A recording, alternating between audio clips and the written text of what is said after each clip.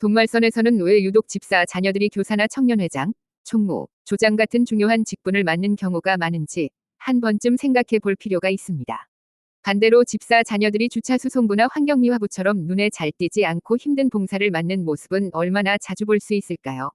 물론 전혀 없다고 말할 수는 없습니다. 하지만 전체적인 비율로 본다면 분명히 차이가 있다는 것이 제가 느꼈던 현실입니다. 더욱 아이러니한 것은 돈말선에서 직분과 봉사에 대해 가르치는 방식입니다. 화장실 청소처럼 남들이 알아주지 않는 일, 힘들고 더러운 일일수록 하나님께서 보시는 상급이 더 크다고 가르치지 않았습니까?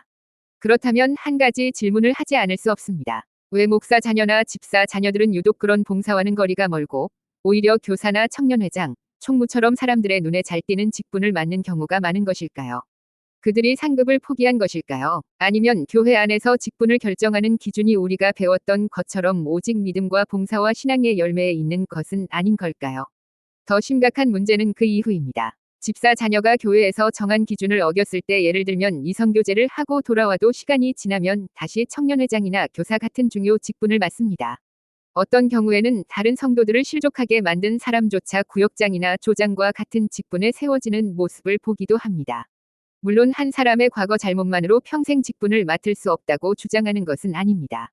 사람은 누구나 실수할 수 있고 회개하고 변화될 수도 있습니다. 하지만 문제는 기준의 일관성입니다. 누군가가 여러 성도를 실족하게 만들었다면 그 사람의 행동이 다른 사람들에게 어떤 영향을 미쳤는지 먼저 돌아봐야 하는 것 아닙니까?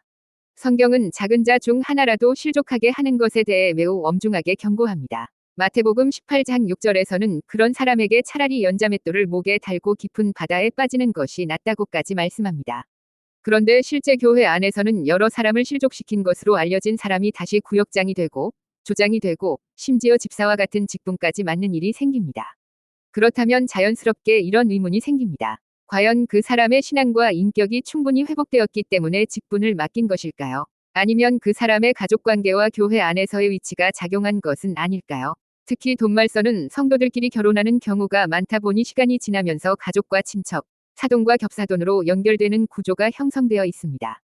그렇다 보니 교회 안에서 인간관계가 하나의 거대한 네트워크처럼 작동할 가능성이 있습니다. 결국 신앙의 원칙보다 가족과 인맥, 기존의 관계가 더 강한 영향력을 행사하는 구조가 만들어진다면 그것은 결코 가볍게 볼 문제가 아닙니다. 교회는 혈연으로 움직이는 조직이 아니라 신앙과 말씀의 원칙으로 움직여야 하기 때문입니다. 그리고 또 하나 묻고 싶습니다. 돈말선 원로 목사의 아들은 왜 미국에서만 목회하고 있을까요? 해외에는 미국보다 훨씬 열악한 환경에서 복음을 전하고 있는 곳도 많습니다. 그렇다면 정말 하나님을 위한 사역과 더 큰 상급을 중요하게 생각한다면 왜 굳이 미국이라는 비교적 안정적인 환경에서만 목회를 하는 것일까요? 물론 미국에서 목회하는 것 자체가 잘못이라는 이야기는 아닙니다. 제가 묻고 싶은 것은 말로 가르치는 기준과 실제 삶에서 적용되는 기준이 왜 이렇게 달라 보이느냐는 것입니다. 일반 성도들에게는 이름 없이 빚도 없이 희생하고 봉사하는 것이 중요하다고 가르치면서 정작 지도자 가족이나 기득권층에게는 다른 기준이 적용된다면 그것은 공정하다고 말하기 어렵습니다. 결국 제가 문제를 제기하는 핵심은 단순히 누가 어떤 직분을 맡았다는 사실이 아닙니다. 직분을 결정하는 기준이 모든 성도에게 동일하게 적용되고 있는가, 그리고 그 기준이 정말 성경적인 원칙에 따라 공정하게 적용되고 있는가, 바로 이것을 묻는 것입니다. 만약 가족과 인맥이 신앙의 기준보다 우선한다면 그것은 교회라기보다 하나의 폐쇄적인 공동체에 가까워질 수밖에 없습니다.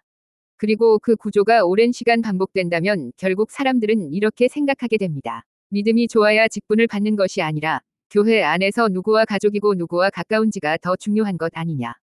저는 바로 이 지점에서 돈말선의 구조적인 문제를 바라볼 필요가 있다고 생각합니다. 말씀은 공평을 가르치는데 조직은 과연 공평했는가?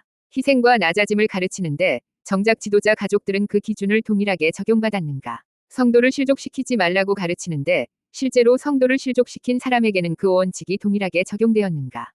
이 질문들에 대해 정말 떳떳하게 답할 수 있어야 하지 않을까요?